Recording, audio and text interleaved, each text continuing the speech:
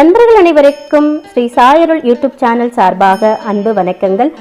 இன்னைக்கான பதிவு மிகவுமே சிறப்பான பதிவு. ஏன் பார்த்தீங்கன்னா, இவர் நினச்சா மட்டும்தான் நம்ம வாழ்க்கையில் நமக்கு வெற்றியை கொடுக்க முடியும்.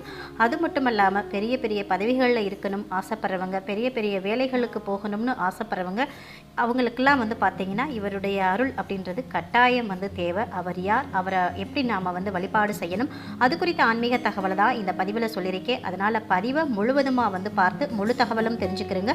வாங்க வீடியோக்குள்ளே போயிடலாம். இது வரைக்கும் நம்ம சேனல் சப்ஸ்கிரைப் பண்ணாமல் இருக்கீங்க அப்படின்னா சப்ஸ்கிரைப் பண்ணிட்டு பக்கத்தில் இருக்கிற பெல் பட்டன் கொடுத்து ஆல் அப்படின்ற நோட்டிஃபிகேஷனையும் ஆன் பண்ணி வச்சுக்கிறேங்க. இந்த வீடியோவுக்கு ஒரு லைக் கொடுத்துட்டு கமெண்ட் செக்ஷனில் ஓம் சூரிய பகவானே போற்றி போற்றி அப்படின்ற ஒரு கமெண்ட்டும் கொடுத்துருங்க.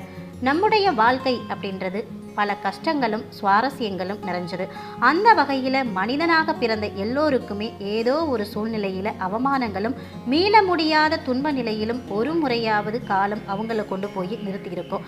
அந்த வேளையில் அவங்க என்ன செய்கிறது அப்படின்னு தெரியாமல் போராடி ஜெயிக்கணும் அப்படின்ற ஒரு மன உறுதியோடு இருப்பாங்க. அந்த நேரத்தில் அவங்களுக்கு ஒருத்தருடைய துணையும் வழிகாட்டுதலும் இறைவனுடைய ஆசீர்வாதமும் தேவை. அந்த வகையில் வாழ்க்கையில் ஒருவர் உயர்நிலையை அடையணும் அப்படின்னா, நினைத்ததை சாதிக்க வேண்டும், தர்மம் நிறைந்த வாழ்க்கையை வாழ வேண்டும் அப்படின்னா கட்டாயம் சரணமடைய வேண்டிய ஒரே தெய்வம் சூரிய பகவான் தான். நவ கிரகங்களுடைய அதிபதியாக இருக்கக்கூடிய சூரிய பகவானுடைய அருள் இருந்தால் மட்டுமே ஒரு மனிதன் இந்த உலகத்தில் பெயர் புகழோட வலம் வர முடியும். அப்படியா சூரிய பகவானின் அருள் கிடைக்க எவ்வாறு வழிபாடு செய்கிறது அப்படின்றத பார்க்கலாம். தினமுமே காலை உதிக்கக்கூடிய சூரியனால தான் இந்த உலகம் இன்னும் இயங்கிக்கிட்டு இருக்கு அப்படின்னு நாம உறுதியா சொல்ல முடியும். அதனால தினமும் சூரிய உதயத்துக்கு முன்னாடி எழுந்து முடிஞ்சவங்க குளிக்கலாம், முடியாதவர்கள் முகம் கை கால்கள் கழுவி சூரிய பகவானுக்கு தீபம் ஏற்றி சூரிய பகவான மனதார வழிபாடு செய்யணும். அப்படி வழிபாடு செய்யும் போது இப்ப சொல்லக்கூடிய சூரிய பகவானுடைய இந்த காயத்ரி மந்திரத்தை பாராயணம் செய்தா பல மடங்கு பலன்கள் கிடைக்கும். சூரிய பகவானுக்குரிய காயத்ரி மந்திரம் ஓம் அஸ்வத் வஜாய வித்மகே பாசஹஸ்தாய தீமகி தன்னோ சூரிய பிரச்சோதயாத். இந்த மந்திரத்தை ஒரு 3 முறை நீங்கள் பாராயணம் செய்யலாம்.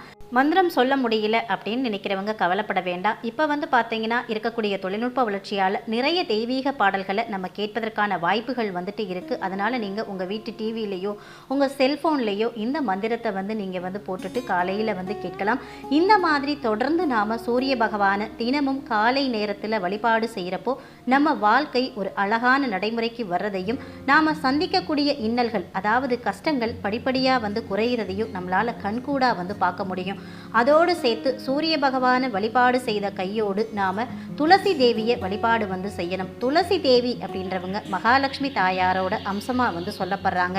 இவங்க 2 பேரோட அருளும் நமக்கு தினமும் காலை வேளையில கிடைச்சிருச்சு அப்படின்னா அந்த நாள் முழுவதும் நம்முடைய வேலைகள் அனைத்தும் வெற்றிகரமாக முடியும் அப்படின்னு சொல்லப்படுது.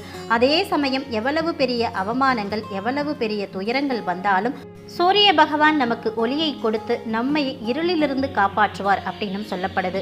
அதோடு குழந்தைகளும் மாணவர்களும் படிப்பில் சிறந்து விளங்கவும், போட்டித் தேர்வில் வெற்றி பெறவும், வேலையில் உயர் பதவியை அடையணும், சம்பள உயர்வு வேண்டும் அப்படின்னு விரும்புகிறவங்களும் கட்டாயமாக சூரிய பகவானை சரணடைஞ்சிட்டா அவங்களுடைய வாழ்க்கையில் வெற்றி மட்டும்தான் கிடைக்கும் அப்படின்னு சொல்லி இந்த பதிவை இதோடு நிறைவு செய்கிறேன். இந்த பதிவு உங்களுக்கு மிகவும் பயனுள்ள பதிவாக இருந்திருக்கும் நினைக்கிறேன். இந்த பதிவு பிடிச்சிருந்தா லைக் பண்ணி உங்கள் நண்பர்களுக்கும் ஃபேமிலி மெம்பர்ஸ்க்கும் ஷேர் பண்ணுங்கள்.